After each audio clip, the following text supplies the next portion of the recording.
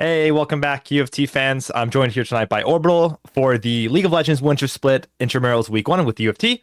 And we got a good night ahead of us. Well, just one best of one game, but should be a lot of fun. How you feeling tonight, Orbital?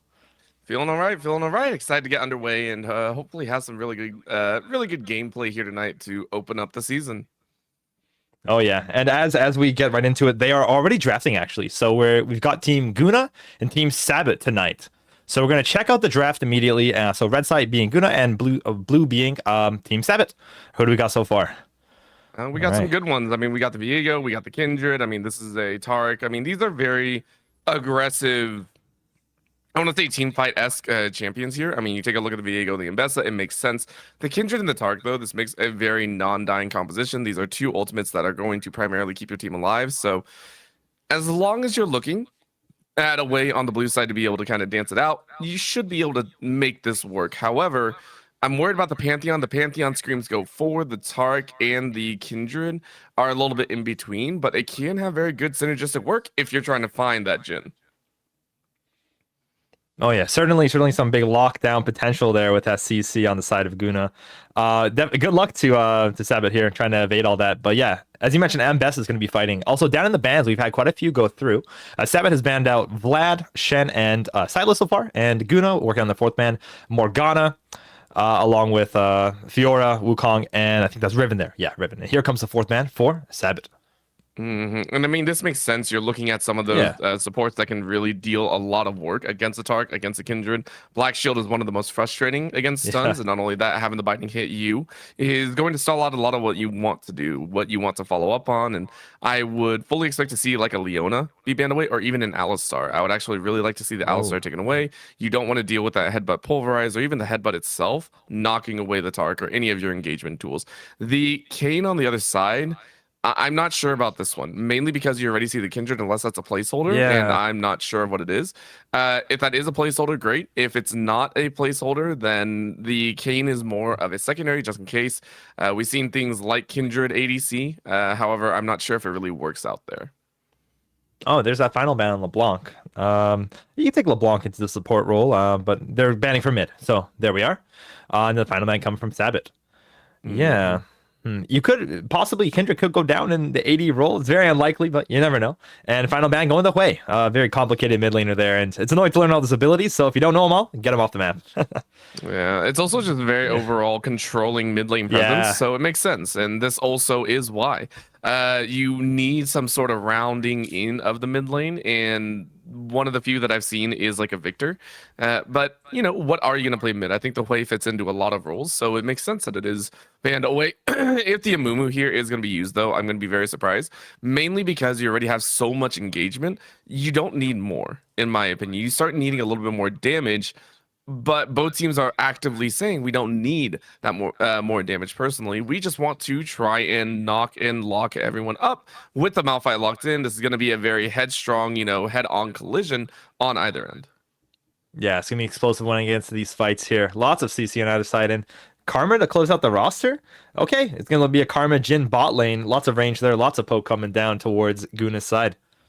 Yeah, and I think that's actually an Mbessa mid. So this might get a little bit Oh, messy. okay. Mbessa mid has been something that we've seen tried before, and this makes sense why the Hui was banned away. So now I would almost be looking at like something like a Syndra if you want a knockback, but Syndra tends to lose out in heavy trade value. If you're going to do anything, I would go maybe like a Silas or something. You want to have that agility in the mid lane just as well, but you have to realize you're not going to get that much help. And there's another agility character, in my Okay. opinion. You have the ecology, you have the mobility in there to play around, even the shroud to dance away from extra damage. Yeah, lots of tricky tricks with the Kali, of course. Trying to test the character for sure. But yeah, that's the whole roster there for either side. Looking at the drafts, do you have a preference between two teams? Which one are you feeling stronger on? Who won this draft, in your opinion? Quite honestly, I don't have an opinion on either, mainly Okay. because both of them want to accomplish the same thing. For the blue team, I mean, well, it's not fully the exact same thing. For the blue team, you Mhm. want to be a little bit more skirmish heavy. You still want to fight. You still want to fight as much as possible, but you have a Malphite, you have an Ambessa, you have a Viego. These three are going to be moving in with the Karma to be able to utility support them, and then the Jin on the back line is free firing. That makes sense to me. but you're still moving forward. There is no real scatter ability from them. If you scatter, you lose a lot of your power. For the red team, though, this is quite literally all in. You don't have a choice. You Oh don't yeah. get to scatter. And if you're not the ones in the proactive value, you already lose. With this composition, I always said if you're reactionary with an all in composition in the game, you've already lost the game. Mhm. No, I can certainly agree with that. Especially they've got two immortality related ultimates on Team Goonuh. So you're gonna have to use those to their advantage when they make that big engage. Oh, it's gonna be explosive. Cool. Team fighting comps are always fun to watch. We've been doing some CLOL recently on the stream here, and those can be a bit grindy sometimes. Lots of farming. Yeah. Lots of slow matches. While Oh we yeah. wait as well, we can also check out meet the players here on either side. If we want to take a look at the team rosters, we just kind of jumped into the draft earlier. So here we go. We got Team Sabot first up. It's going to be quite a few different players here. So Lucy in bot lane, along with Ham Sub Lu on AD himself. Vera in mid, Masquerade, who's on our academy team, in the jungle, and Miracles up in the top lane. Yeah, very, very nice roster. They'll be piloting the likes of the Mbessa and the rest of the squad as well. So very Oh yeah. hefty champions to be used. And again, in a best of one, you had the blue side pickup. You went for that very, very early grab of the Viego. So it makes sense. A lot of eyes on Masquerade for this game. And over on Goonuh's side, let's take a look at what they've got. So the players on their side going to have K in the top lane, Will Bloom in the jungle, Piss in the mid lane, Kai and bot along with his buddy here on Braum. Sorry, not on Braum. That's just the preview there. Yeah, just checking his name. Ishmak. That's him. Yeah, Cool. this is going to be another little test. Again, they have a very forward-moving composition, and to me, that actually scares me quite a bit. When you open up in a season, this is a very simplistic composition. So for the Gunnahs, they essentially said, we are going to be very reliant on press R. It means you're also giving up a heck of a lot in the early game. If they're winning lanes, that's great. Gunnahs are doing great if they're winning lane. I don't foresee it happening though. Quite honestly, their composition does not work well in individual lanes. Maybe the Akali. The Akali is the only one that I could really see gaining that early leverage. Other than that, it has to be relied through ganks, through the level 6, and through grouping up as soon as possible when you have, maybe an item to an item and a half. Yeah, let's see if they can build that advantage. It's gonna be tough, as you said. I'm hoping to see some big explosive play down in the bot lane here, especially because Mbessa can come on down anytime and kind of join those dragon fights. We're certainly gonna see Otacon in that area later on too, if they kind of have a lot of skirmishes going on. But then yeah, Viego can be a big difference maker too. He's got a lot of great ultimates to select for his. Well, sorry, he's got a lot of different kits to grab off of his ultimate if he so chooses, right? Mm-hmm. I mean, you have a couple, but I wouldn't say it's great. Again, these compositions No. are very they're I don't know how else to put it. It is there's not much to break down in terms of what the teams want to do. It's very forward facing. If we start seeing split pushing out of Team Gunnahs, I'm going to be very surprised on the blue side for Team Sabot. If we see them start having to bottleneck into 5v4s or anything like that, I'd be very worried. I do want to see them, find picks in the early game and then come together mid to late and get their value there. I mean, I want to see the Viego be able to pull off a lot of ganks, get those early kills. I'd be looking at that bot side specifically to have such a huge value in there if they can. Yeah. Yeah, no, there's so much skirmishing gonna go on here, hopefully. Oh my God, it's an intramural match too. So like they're playing for actually a sponsored amount of money. So throughout the tournament here, we have a great sponsor from BMO. They've allocated $200 for prizing, $125 going to the first place team of the entire event, and then 75 relegated to the second place team of the entire event. This is just the first week, so it's a long way to go, but there's something to look forward to if you can keep up those wins. I mean, that's always a nice little thing as well. Yeah. Very, very, very, very appreciative to that. And that way you're not just playing in general. You do have something to work for. It does feel like there is something at the end of the long road that is ahead of you. Again, as we mentioned, this is just week one. Multiple more weeks as well as the playoffs later on down the road that you do have to watch for. So I love the fact that we are getting into this matchup, and hopefully we get a lot of fun things. So give it a little bit of time, see how well they push, and if we get if we get some silliness in there as well. I mean, week Yeah. ones also tend to be a little bit chaotic. I'll be very excited to see.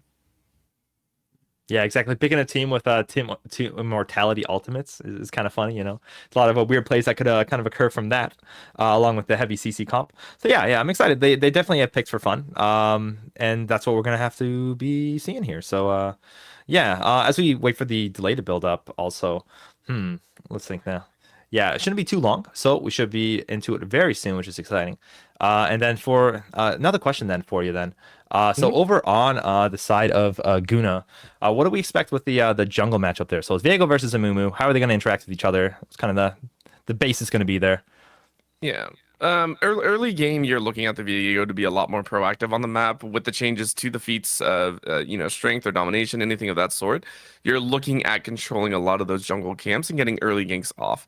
One of the things that I wouldn't be surprised to see is maybe an early test into invading against the Amumu. You can get some early kills there, set up really far behind, and especially since the fact that we are seeing the Pantheon go up against the Malphite and the Akali go up against the Ambessa, depending if it's top or mid, we could foresee some early level 3 ganks come out here. You try and chase in Mm. because I don't see the Amumu really doing that. Now, Amumu's clear does great after the first initial clear. Once you start getting some levels into that cry, into that bandage wrap, it feels good. You're able to clear some of the smaller camps out, but you're still going to be a little bit slower on that end. So if I'm seeing anything, I can see Sabot going ahead and punching in early. And if you can take that early either jungle lead in the camps or in the gank value, you can snowball that into an early to mid game victory for your team. Yeah, well, I'm hoping that they get to build that advantage there. It's gonna be cool to see what Viego can do here, and good luck to Amumu. Hopefully, you can keep him at bay and kind of keep his turf well protected along with some of his friends in the lanes there. But yeah, we should be switching in here in just a moment, and let's take a look at the match, see what skins they picked up and where they're gonna be in shenanigan wise in the beginning of the match here as well. Yeah, as you mentioned, intramural, we could have some fun in this early game. Well, okay, so the early game, I really don't want to see an Yeah. invade come out. Oh my I do not God. want to see an invade come out Yeah. from the side of Sabbath because if they invade, they're running straight into a Tark, which is not what I would say is one of the premier, anti invade champs. Anti-invade would be the likes of the Braum, of the Scion, of the Nautilus. Those are the three that I think you never, never, ever, ever try and face check in an invade.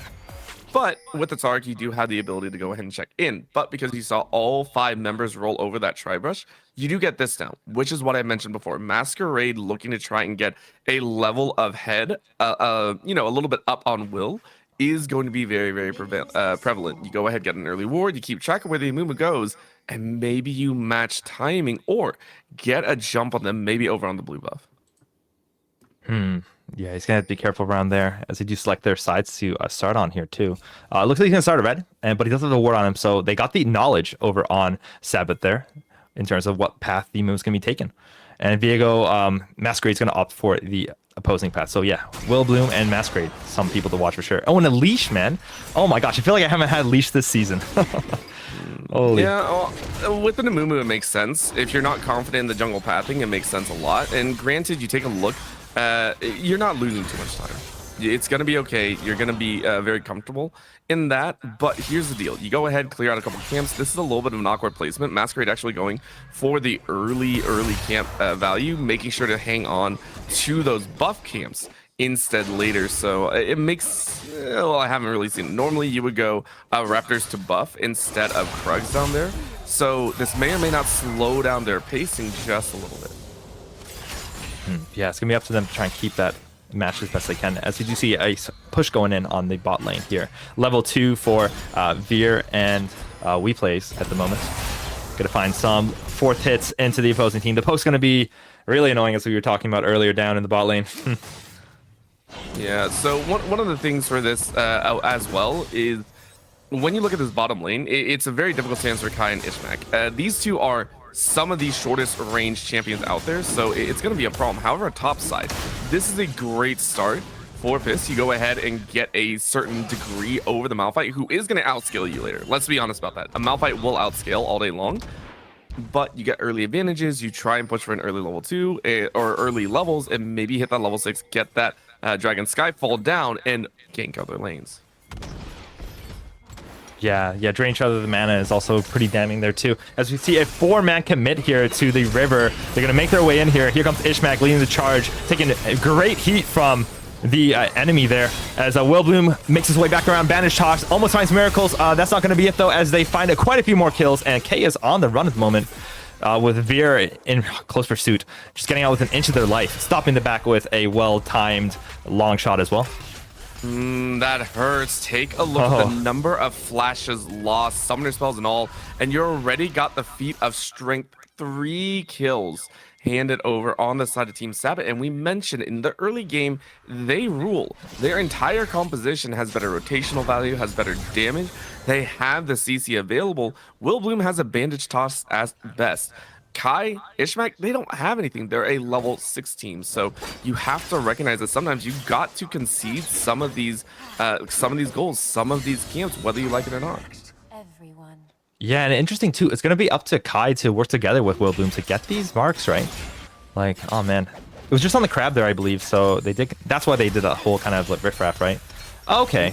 It was weird seeing it in bot lane. Yeah, it makes sense, but still, it's not great. I hate saying that. Hard.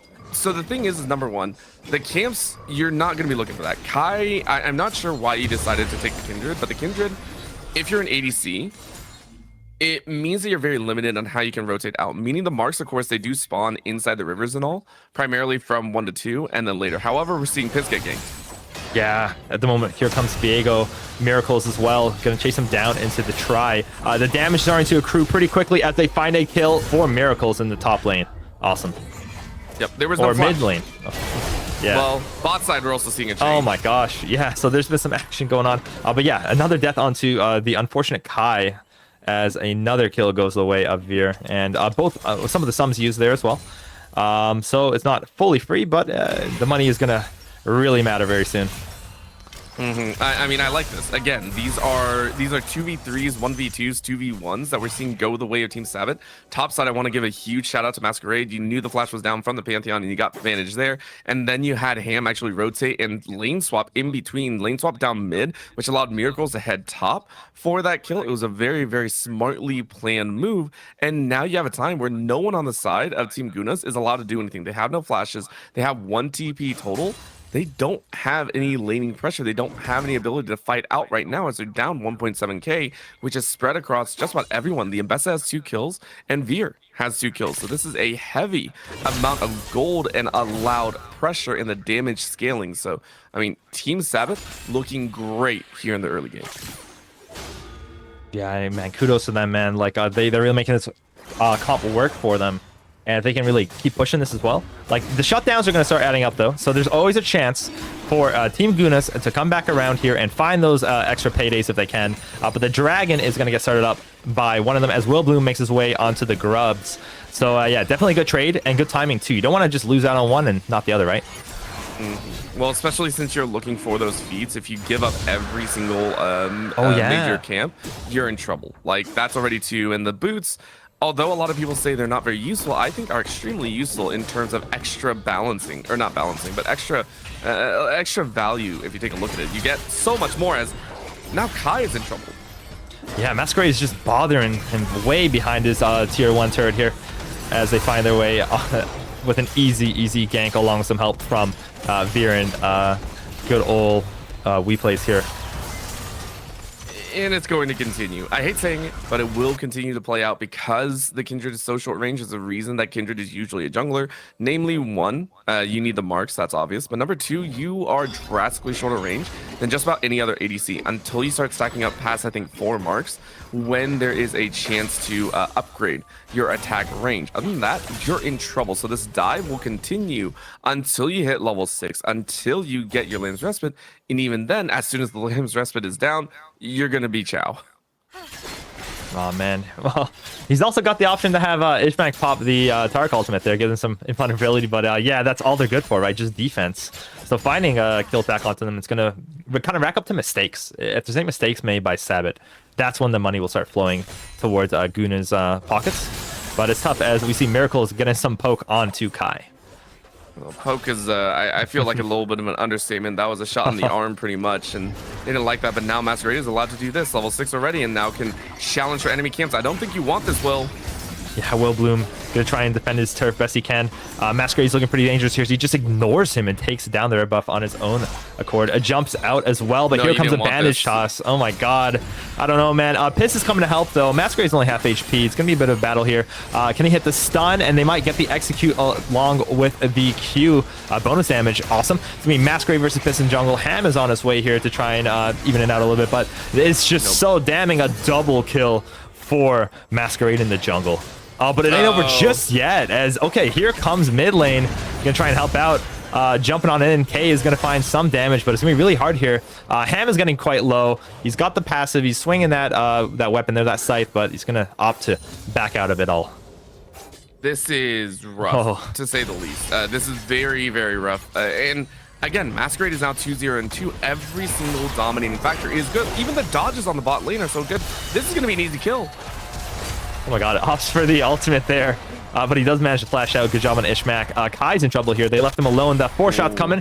Great fake out. Gonna hit the thumbs up sarcastically in the end. They're not out of the woods just yet, though, as the push is still coming along here. The minions are all on the side of Sabot right now. Will Bloom gonna see if he can kind of even it out up here, but there goes another play for them. We plays in Ver, taking some time. Low mana on Ver. Here comes the stun. Gonna miss it, unfortunately. Ishmak getting low. There goes the shot to take him out. Bandage shots to come on in. Gonna hit the curse of the Sab. Mummy keeping them together, but oh my gosh. He's gonna 1v2 these guys. Revenge has fallen. Some chance to get some money. Shut down onto Veer. Awesome. Good job. Will getting really low on the mana, though. Yeah, Masquerade. Masquerade making his way. It's looking really dicey for the sad Mummy right now as he does go down. There's honestly, you already got the kill. Veer doesn't care that they fell there. Yes, shutdown goes away at Will Bloom. Will Bloom is a tank. At the end of the day, unless you're going raw AP like we are seeing here for a little bit with the Leandries, it's not going to do as much as you would assume. Main thing is Masquerade is allowed to free fire everywhere. Went with the Kraken Slayer first, meaning the damage spike is going to be huge. And again, it's 1 kill for 2 at the end of the day, which Masquerade is going to happily carry around the rest of the lanes. Expect this to be very dangerous, very scary for everyone involved on the Goonuh side. No, scary is definitely the thing to call it, because yeah, 11-3 this early in the game is going to be so tough. And that second feat is still up in the air for either team, as we do see the Void Grubs coming back up and the Dragon very soon as well. See how the teams can play around these. But man, they're going to have to work really hard on the team of Goonuh to close that gap. Yeah, this is just, it's now really all in the territory of Sabot. They can do whatever they want to. They can chase, they can fight, they can take every single grubs on the table that is left. They can quite literally do whatever the heck they want as long as they go as 2 each time. As long as they don't go 1 by 1 filing into a 1v5, I think they're going to win just about any engagement. And really, it's just about how quick do you want to take this game down. Oh man, well, you know, first round intramurals, they want to get this one under their belt, look on to bigger and better things possibly, as they keep that advantage rolling, and they still have like very few deaths on their team. So yeah, there go the grubs as well. While we were talking about that, the grubs are going to go to the side of them. Yeah, and that's a 3-3 grub, so neither one getting that major advantage of 4 grubs, unfortunately. I do expect them to again take this easily, and really you have to be feeling the pressure. If you're the side of the Goonuhs, you do not have control of your bottom side of the map. You don't have control of really anywhere except maybe around your inhibitors, which I hate saying that. It's about as far as you do have control, because look at this, your jungle is even being invaded. Yeah, if you're walking up with miracles here, gonna pop the ultimate and point blank for the disrespect, unfortunately. There goes the ultimate from Mbessa, catching him out just at the end of the fight here. The immortality's coming along too at the moment, and that's not gonna be enough as there's nowhere to go. You're just getting ganged on in the jungle, man. Yeah, you're right, there's nowhere safe anymore, man. As the tier 1s, you can start getting hit very soon, and your map just gets smaller and smaller. I mean, this is what happens. As I said, this is the composition that the Goonuh has built that relies very heavily on the mid to late game, and unfortunately you don't have that mid to late game value anymore. Zakali was really the only shining light, in my opinion, that you were hoping to ramp up against the Mbessa, and it just hasn't worked out. You can see here it's about to be another dive. Oh man, yeah, Viego waiting in the mist there. It's really tough when Masquerade's on the way. K trying to find a way back, but Willboom's gonna hold off the wave here. In mid lane, sorry, top lane though, we do have Piss and Ham getting dangerously low in their engagement. A chance for Ham to find some a kill and some opportunity here in the top lane, but that's gonna be the end of the story as Piss just runs away. And a great time for retreating as well. I mean, again, you're not worried because Masquerade, as long as you have value here, you can do this to Willboom yet again. Yeah, once again in the jungle, Miracles and Masquerade finding Willboom on his way to his buffs and taking the red as well. Oh my gosh. So at this point, it is all there. Team Sabot, I don't know how long you want to force this, but it is going to be in your value. Even trying to ult in, and the Pantheon is just like, what the heck happened? They are so lost right now, just saying, dang, this got out of control. You can see here, decent CS lead for Piss, but again, that's against a Malphite, and the rest of your laning, the rest of your lanes on your team are just in a rut.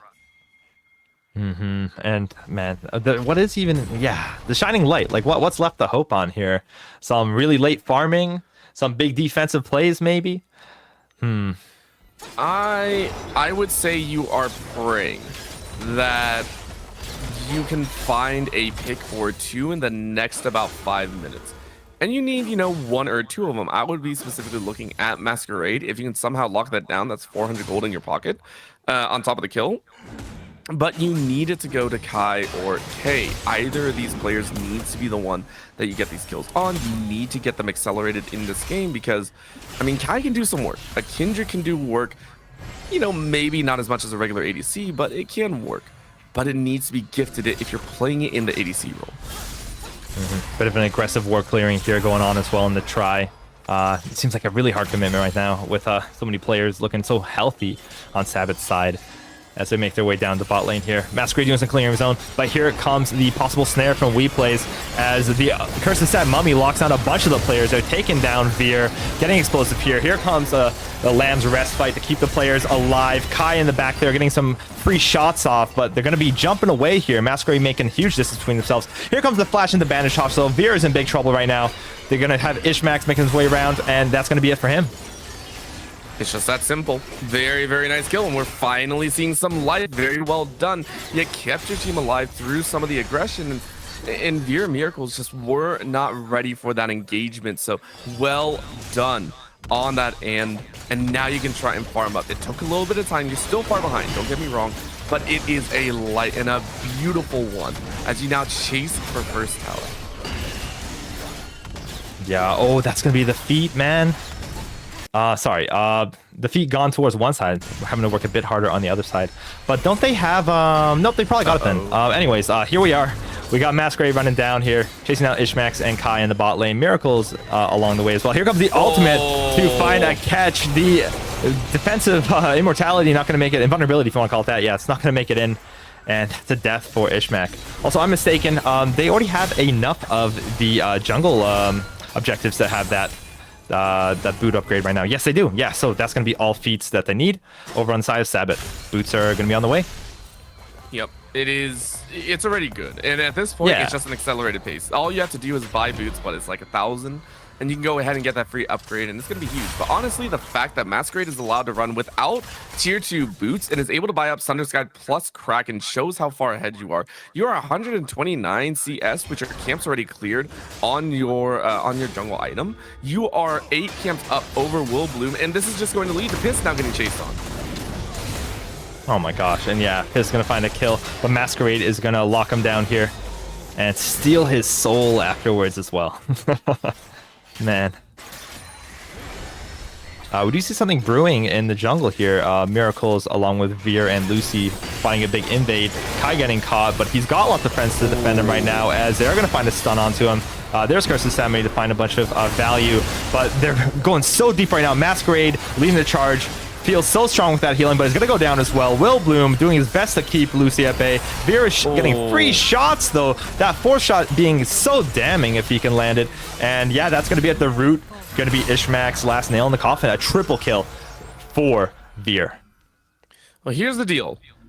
I know that looked bad. I know that looked bad still for the side of Goonuh, but they got the shutdown. Keep that in mind. They were able to take down Masquerade. They were able to take down Miracles. I would call that a victory. Not only that, Ham lost earlier, It is a small victory. It is a very small victory. But again, the kills went Kai's way. Kai has been shut down, may not have been getting as many stacks either, but you're at least able to buy up. Now you have the Kraken Slayer, now you have the boots built up. Now you also have Willowbloom, who is able to finish up a few extra pieces in the back pocket. You're able to stay somewhat leveraged in the 3k deficit that's been consistent throughout this game. But this dragon, very dangerous. This could be a problem if Goonuhs are not careful. They have all 5 though. This is good.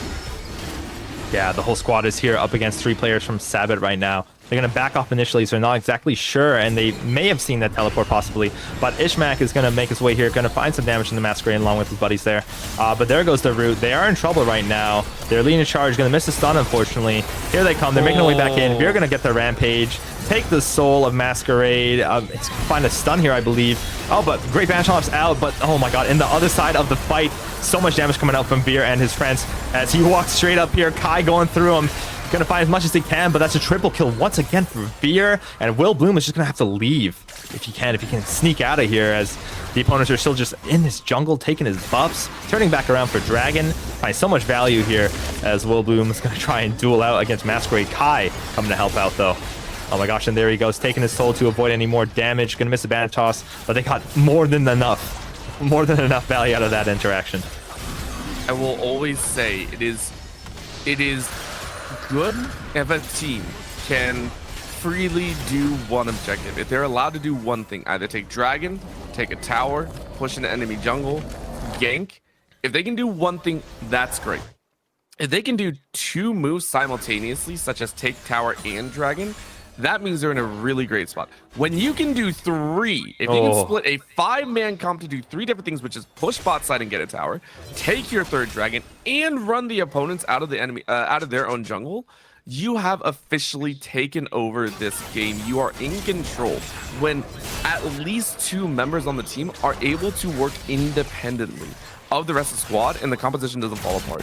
Sabot are doing very, very well in that, and in this intramurals, I would be looking at them as a very strong contender for a top placement. Granted, this is game 1. I understand it is not, the end of the world, and there's plenty of time to learn.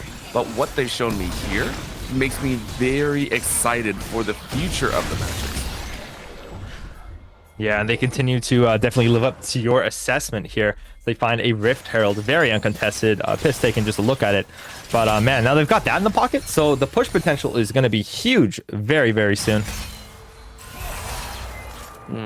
It's a challenge, of course, but for the moment, I am very, very curious to see how well this is going to pan out, because again, with the Otacon down, we are seeing this kind of draw, and I like this. You go ahead and bush camp as best you can and just say, we're going to try and get something.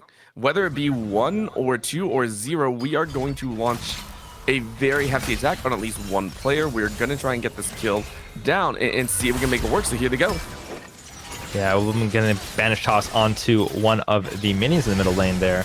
And Veer looking very safe as he backs off. Man, they're going to have to find something. I'm sure on the way to something major. We've got both the Dragon and Baron in the next 3-4 minute gap spawning up.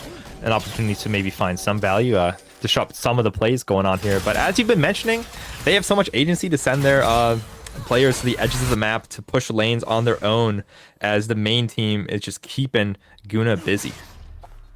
Well, here's the other side. Goonuh's, the fact that they've only lost 1 tower is actually a huge sigh of relief. Yeah. As well. So in this next moment, if we see this next dragon taken, I would fully expect to see all the towers fall very quickly afterwards, because that's a soul. That's an ocean soul, as now we see K getting jumped on. Yeah, K in big trouble here. Almost evading the ultimate from Miracles, but they're going to find it. The DPS just keeps on coming along. Ishmax in the middle of it here, trying to tank best he can. Here comes some invulnerability with his ultimate last second, keeping himself alive, flashing away. Going to try and find a stun. No luck. There's Masquerade in the front. Steven, he's doing so much, man. And going to get out of there with the miss as the tower gets taken down. Tier 2 for the side of Sabot. It's a difficult one to see, and honestly, there we go. We're starting to see a breakthrough in this game, and yeah, they're going to go for the Otacon. There is not going to be a single challenge. I mean, Kai is running up, but you're an ADC Kindred. You don't really have that punch. Yes, you have 2 items deep, but is it going to be enough? Absolutely not.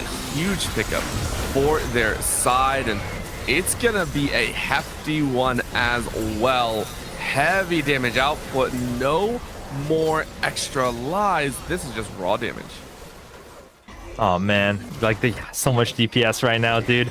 The build on Jhin is looking so juicy right now. It's got a lot of crit, and here comes an ultimate from Piz, making a grand entrance in the top lane, taking down his longtime rival Ham, possibly, as he gets into the execute range. The bonus damage on the Q, locking down the kill for him. All right, not bad. It's huge. And again, for Runa's Otacon, it's so interesting to see. This is the first time I've actually seen it, but it's just a huge spike in damage output. You just get overly aggressive and you're allowed to pull stuff up like this. Oh my gosh, man. It's so explosive right now. But Ishmak barely getting away there. Inch of his life, man. But no, I spoke too soon. Oh, Lamb's Respite to save him again. The double invulnerability looking pretty good right now. Lots of flashes out right now. Miracle's making big distance, and the team getting away. Oh my gosh. They're lucky that Jhin ultimate is not available at the moment. For Team Goonuh, you can see where their safety lies. They are able to stay alive, and all three members, well, you know, mainly K went down as only one, but still, you can see their survivability. This composition that they built does have merit. You're able to kind of free fire. You're able to get this safety record down when the opponent tries to dive bomb you. But again, you don't have the damage to back it up. That's the only unfortunate part. So at the moment, you see the playbook. You see what they were aiming for. The execution in the early game was a little bit rough. However, up comes the dragon. This is where things get spicy. They have to fight for it because it's soul. Yeah, Soul Point can be so scary. Looking at Ocean Soul this game, given super survivability and regeneration to whichever team ends up claiming it. But it's currently being threatened by Sabot. So yeah, they're going to make their way around. They're going to posture just in the dragon area of the river. Going to pop the Herald in mid lane to keep someone busy and giving a very good 4v5 potential here as Kai is on the edge. Is not going to be in time to save Willbloom in the thick of it. Jhin ultimate sitting down with his fourth shot. Not fighting much with it, but oh my god, another player down in mid lane here. Ishmak getting a bit too close and try there as the team is looking for him, and they are looking super strong now. It's a 5-3 advantage on the board. They can just walk up and grab this soul point uncontested, and Baron spawns in the middle of it. I think they're gonna make their trot right over to it. Quite honestly, you can take Baron and end the game here. Yeah. There is nothing. No, I'm not even joking. There is no stopping. Man. You can even forget about Baron by taking this kill. And I mean, the way's not there, but you can get anything. Quite literally, they have the keys to the city, and the city is the entirety of Summoner's Rift. Gosh, it's so commanding right now as they make their way here. Their TPS is huge, just shredding this guy right apart. Willbloom is back on the map. There's a small chance to steal, but I don't think he's got time to get over here, man. There's no speed ups available. It's only regular pods. Yeah, that's gonna be the Baron for Team Sabot. We'll see how they end up using this Baron power play to their advantage. I just want to point out, when you have the Crown of Carnage, which every champion, every player on the side of Team Sabot currently have, that's a 25% increase on the healing and regen on that Ocean Soul. That's how chaotic this is going to be. This is a tantamount to having a pure extra item in your inventory, or even probably farther more. It's like 2 extra items in there. They will not die. That is all I'm going to say. Oh my gosh, as they make their way in here, Willbloom trying his best to hit across Samabi, slow down some of the players here. Veer getting really low as K is doing their job, getting in the back line here with their ultimate, but the players are getting low. Here we go, Raylam's Respite to keep everyone alive here, stay in the fight, whittle down some of their opponents on Team Sabot, but Goonuh's looking not so hot as Miracles finds a dominating kill, a double kill there. K jumping back in, they know their days are numbered. The full team ace here with only one member down for themselves. Baron buff in pockets, double cannons in the middle lane here. They can get so much value off of this push, man. I mean, they can end it. That's gonna be it. Veer doesn't need to be here. Yeah, he's not required. You've got some really high AD characters here that can really chunk these turrets. There's no one to block this push at all as the Nexus is getting hit. Piss, the last line of defense here, gonna pop his ultimate in one last desperate attempt to make a cool entrance on the exit screen, man. Okay, cool. All right, and that's gonna be a victory for Team Sabot. Great try by Goonuh there, but Sabot, they kept pushing that advantage, man. They found the spots that they needed, and it kind of works out for them in the end. Oh my gosh. It really does. From the start, it was their game to play, and this is why I talked about in the early stages, this composition that Team Sabot has built up is primarily focused around, laning aggression. You got Masquerade into the mix, you were able to take over. The bot side was well within range of their own auto attacks. I mean, the Jhin and the Karma outranged the Kindred and the Tark by a mile. Mid lane, the Mbessa. I mean, Mbessa rolls over just about anyone, I'll be honest. And then the Malphite, you hold off Yeah. Pantheon. There was no Pantheon ult to fight, and it broke down just like we said.